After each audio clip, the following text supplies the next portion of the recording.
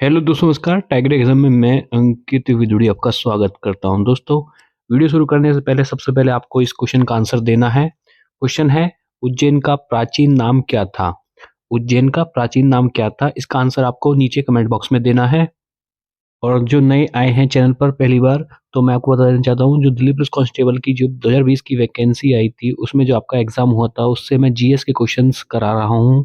ठीक है, तो ये तीसरा वीडियो है और पहला वीडियो और दूसरा वीडियो मैंने बनाया वो आप मेरे यूट्यूब चैनल पर जाकर देख सकते हैं। ठीक है, तो चलिए शुरू करते हैं पहले क्वेश्चन से।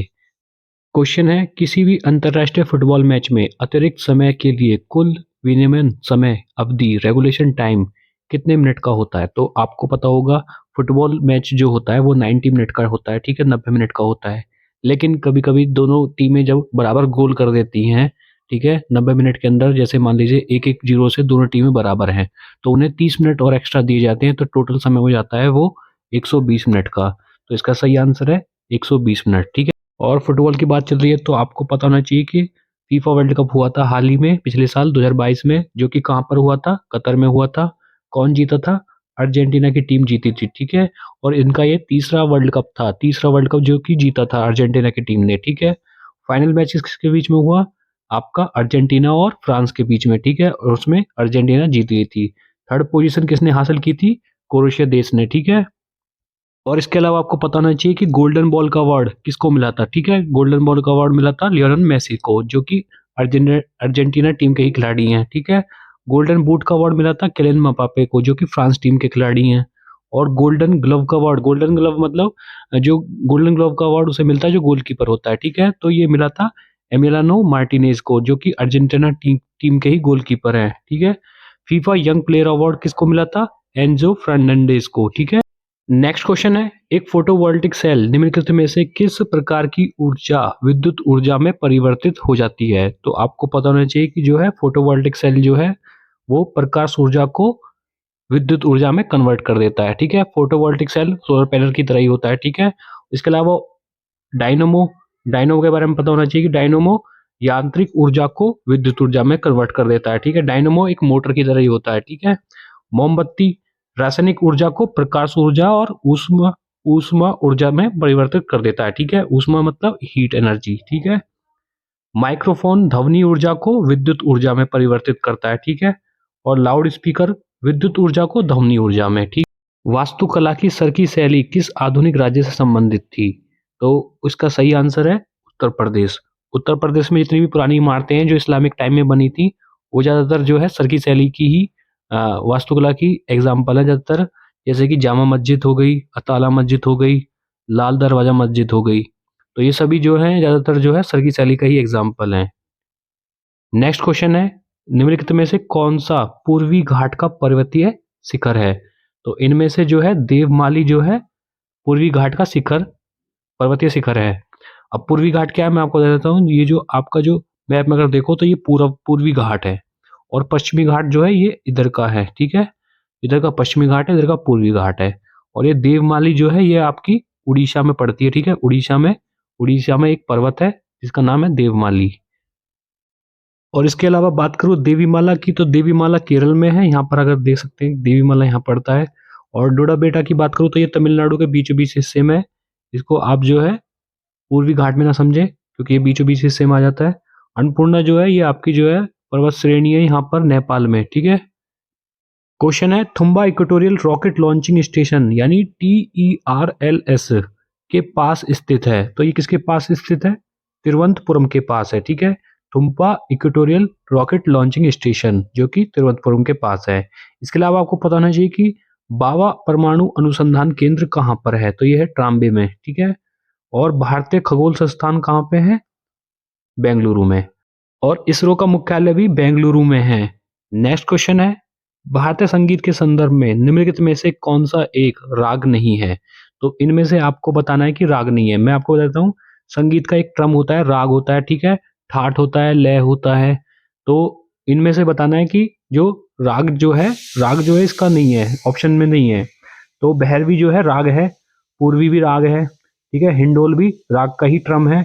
लेकिन श्रृंगार जो है, श्रृंगार रस आपने सुना होगा, श्रृंगार रस जो कि भाषा का वो है, एक भाषा का टर्म है।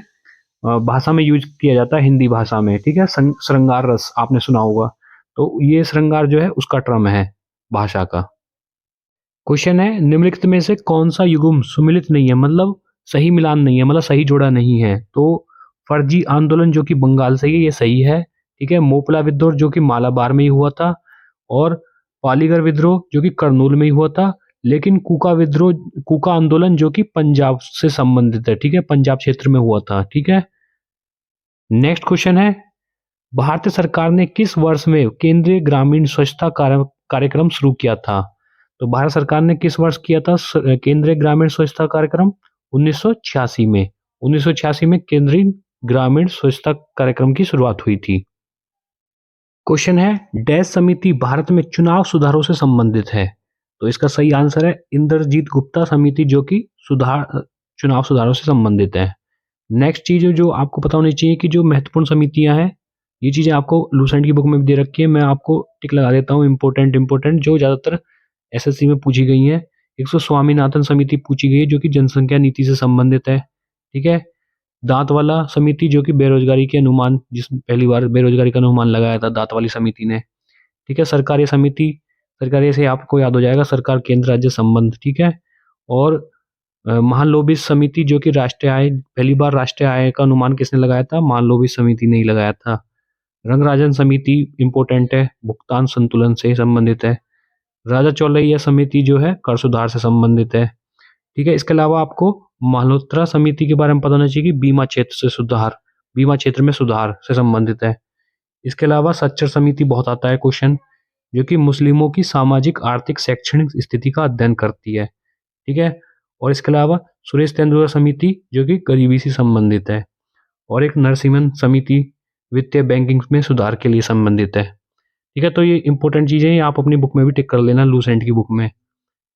नेक्स्ट क्वेश्चन है, 2019 तक भारतीय पुरुष क्रिकेट टीम ने एक दिवसीय विश्व कप यानी ओडीआई वर्ल्ड कप सेमीफाइनल में कितनी बार प्रवेश किया है? तो आपको पता होना चाहिए कि भारतीय टीम ने अब तक 7 बार प्रवेश कर चुकी है सेमीफाइनल में, ठीक है। वर्ल्ड कप के सेमीफाइनल में 7 बार प्रवेश कर चुकी है इंडिया की क्रिकेट टीम, और उनमें से 2 बार जीत चुकी है, जो कि 1983 में जीता था वर्ल्ड कप, ठीक है, और एक 2011 में, ठीक है।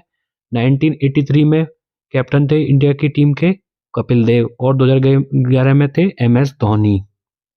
और 1983 में जो है वेस्ट इंडीज के खिलाफ जीती थी, और 2011 में श्रीलंका के खिलाफ जीती थी टीम इंडिया। नेक्स्ट क्वेश्चन है, नेफ्राइटिस एक चिकित्सा स्थिति है जो डैश को प्रभावित करती है। तो नेफ्राइटिस जो है किडनी को प्रभावित करती है।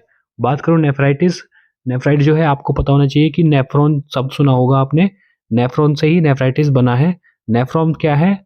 जो किडनी होती है उसकी सबसे छोटी यूनिट को बोलते हैं नेफ्रॉन, ठीक है। सबसे छोटी कार्यात्मक इकाई होती है किडनी की नेफ्रॉन। ग्लूकोमीटर का उपयोग आमतौर पर डैश रोगी द्वारा मॉनिटर के रूप में किया जाता है। तो दोस्तों इसका सही आंसर है अल्प रक्त शर्करा, यानी जो डायबिटीज के मरीज हैं वो ग्लूकोमीटर का यूज करते हैं अपना शुगर लेवल चेक करने के लिए, ठीक है। छोटी सी मशीन आती है, पिन लगाते हैं, वो ब्लड निकलता है उंगली से, ठीक है, उससे चेक करते हैं, तो वो ग्लूकोमीटर होता है, ठीक है, जिसमें हमें पता चल जाता है कि हमारा शुगर लेवल क्या है। डायबिटीज के पेशेंट इसका यूज करते हैं। इसके अलावा आपको पता होना चाहिए कि ऑल्टीमीटर का यूज किस लिए होता है? ऊंचाई मापने के लिए, ठीक है। ऑल्टीट्यूड आपको पता होगा हाइट को कहते हैं, तो उससे ही बना है ऑल्टीमीटर, ठीक है। एमोमीटर आपको पता होना चाहिए कि विद्युत धारा की तीव्रता को मापा जाता है और एमोमीटर से, ठीक है। एनीमोमीटर को वायु की गति मापी जाती है, ठीक है। एनीमोमीटर से वायु की गति मापी जाती है। बैरोमीटर बहुत क्वेश्चन आता है, बैरोमीटर से क्या नापते हैं? वायुमंडलीय दाब, ठीक। क्वेश्चन है, मुगल साम्राज्य की आर्थिक प्रणाली के संदर्भ में पोलज शब्द को निर्दिष्ट करता है। तो इस पोलज शब्द किसके लिए यूज किया जाता था? सालाना खेती योग्य भूमि को, मुगल साम्राज्य में पोलज शब्द सालाना खेती योग्य भूमि के लिए किया जाता था। नेक्स्ट है, खादर और बांगर शब्द निम्नलिखित में से किस मृदा से संबंधित है? तो इसका सही आंसर है कछार, यानी एलुवियल सॉइल।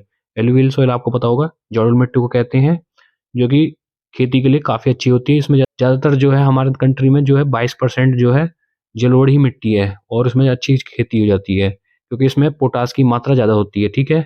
अच्छी उपजाऊ मिट्टी होती है ये। नेक्स्ट क्वेश्चन है, द शैडो लाइन्स नाम की पुस्तक के लेखक कौन है? तो इसका सही आंसर है अमिताभ घोष। ठीक है, शैडो लाइन किसने लिखी है? अमिताभ घोष ने। ऐतिहासिक सीढ़ीदार कुआं बावली, अग्रसेन की बावली कहाँ पर स्थित है? तो ये आप देख सकते हैं फिगर में, ये आपने देखा होगा, काफी मूवीज में दिखाया गया है ये सीन। ठीक है, तो ये दिल्ली में है। ठीक है, जो कि इस तरीका से सीढ़ीदार जो है ये किला है जो कि नीचे की तरफ जाता है, जो कि अग्रसेन, राजा अग्रसेन ने बनवाया था। इसको अग्रसेन की बावली कहते हैं और जो कि दिल्ली में है। नेक्स्ट है, 1991 में शुरू किया गया व्यास सम्मान डैश में उत्कृष्ट साहित्यिक कार्य के लिए प्रदान किया जाता है। तो ये हिंदी साहित्य में दिया जाता है। ठीक है, व्यास सम्मान जो है 1991 में शुरू किया गया था, जो कि हिंदी भाषा में दिया जाता है, सिर्फ हिंदी भाषा में। ठीक है, और इस बार का जो 31st व्यास सम्मान हुआ था 2022 में किसको दिया गया था? असगर वाजाहट को। ठीक है, असगर वाजाहट को जो है व्यास सम्मान मिला था, लास्ट वाला, ये पता होना चाहिए आपको हिंदी में। क्वेश्चन है, डैश वातावरण की सापेक्ष आर्द्रता को मापने का एक उदाहरण है? तो इसका सही आंसर है हाइग्रोमीटर। हाइग्रोमीटर से वातावरण की सापेक्ष सापेक्ष आर्द्रता को मापते हैं, यानी वायुमंडल में कितनी, एनवायरमेंट में कितनी नमी है, कुछ इस तरीके से समझ सकते हो आप इसको। ठीक है, तो हाइग्रोमीटर का यूज करके सापेक्ष आर्द्रता को नापा जाता है। बैरोमीटर का मैंने बताया था आपको, बैरोमीटर से नापते हैं वायुमंडलीय दाब। नेक्स्ट क्वेश्चन है, निम्नलिखित में से कौन सी घटना 1905 के स्वदेशी आंदोलन की महत्वपूर्ण वजह थी? तो स्वदेशी आंदोलन की महत्वपूर्ण वजह तो क्या थी? बंगाल विभाजन, जो कि 1905 में हुआ था, जिसको बंग आंदोलन भी कहा जाता है। नेक्स्ट है, निम्नलिखित में से कौन सा युग्म सही नहीं है? तो कौन सा युग्म सही नहीं है? पहला युग्म सही नहीं है, उसके अलावा जो है हम्पी जो है कर्नाटक में है, फतेहपुर सीकरी उत्तर प्रदेश में ही है, कोणार्क उड़ीसा में ही है, और भीमबेटका जो है मध्य प्रदेश में है। ठीक है, भीमबेटका की गुफाएं कहाँ पर है? मध्य प्रदेश में। क्वेश्चन है, यू ओनली नीड ऐप एक एकीकृत डिजिटल प्लेटफॉर्म है जो डैश द्वारा पेश किया गया है ताकि इसके उपभोक्ताओं को विभिन्न प्रकार की वित्तीय सेवाओं का उपयोग करने में सक्षम बनाया जा सके। तो भारतीय स्टेट बैंक यानी एसबीआई का यूनो एक ऐप है जिसमें मनी ट्रांसफर वगैरह, ठीक है, यूपीआई करने का भी उनके उपभोक्ता लाभ उठा सकते हैं। क्वेश्चन है, नई दिल्ली में राष्ट्रमंडल खेल किस वर्ष आयोजित किए गए थे? तो ये आपको पता होना चाहिए कि जो है राष्ट्रमंडल खेल यानी कॉमनवेल्थ गेम्स दिल्ली में कब हुए थे? तो 2010 में। ठीक है, और उस वक्त इंडिया जो है सेकंड पोजीशन लेके आया था कॉमनवेल्थ गेम्स में 2010 वाले में, और उसमें ही फर्स्ट पोजीशन पर कौन रहा था? ऑस्ट्रेलिया। ठीक है, नेक्स्ट क्वेश्चन है, जल चक्र के दौरान पादपों का कौन सा भाग वाष्पोत्सर्जन की प्रक्रिया में भाग लेता है? तो पत्ते इसका सही आंसर है। ठीक है, नेक्स्ट है, आरबीआई को विदेशी मुद्रा विनिमय अधिनियम फेरा द्वारा मुद्रा विनिमय नियंत्रण हेतु वैधानिक शक्तियां प्रदान की गई हैं। तो ये 1947 का नियम है। नेक्स्ट है, निम्नलिखित कथनों में से कौन सा सही है? तो ये कथन है, पहला कथन ये है कि भारत का महान्यायवादी यानी अटॉर्नी जनरल राज्यसभा का पदेन अध्यक्ष होता है। तो वो नहीं होता है। ठीक है, भारत का राष्ट्रपति राज्यसभा का पदेन अध्यक्ष होता है, ये भी नहीं होता है। भारत का प्रधानमंत्री राज्यसभा का पदेन अध्यक्ष होता है, ये भी नहीं होता है।